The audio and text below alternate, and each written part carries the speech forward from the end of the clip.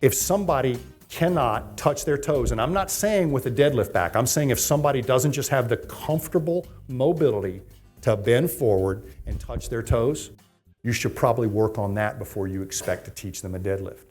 We're not going to let them round their back in the deadlift, but I need the comfortable tissue elongation so I know they won't go into panic mode when we start teaching them a deadlift.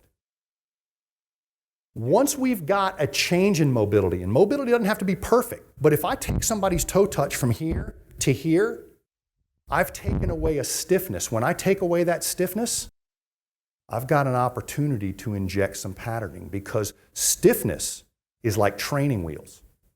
Training wheels are a crutch. You lean on that. When I take away your stiffness, your low back stiffness, you're completely vulnerable. So if I take you right to a deadlift, what might you do? Stiffen up your hamstrings and low back again in anticipation of a load that's too much.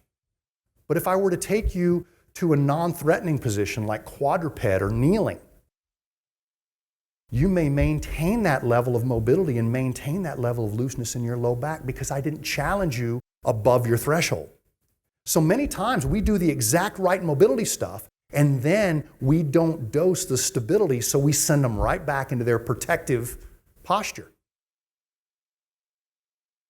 Stiffness just isn't stiffness, it's there for a reason. Quote me if you want, stiffness is actually functional because stiffening up your hamstrings and low back may actually help you get through life.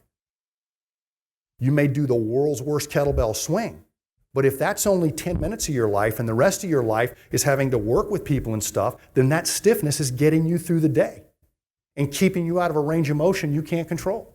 If you're going to add some length, you better know where you add the strength. You better have a drop back position that makes it easy for them to learn competency. And notice, I stick the word competency here to remove the whole conditioning scenario from you. 3 sets of 10 ain't gonna do it. You're looking for greater integrity in the movement. So every one of these movements is gonna be an assessment into itself.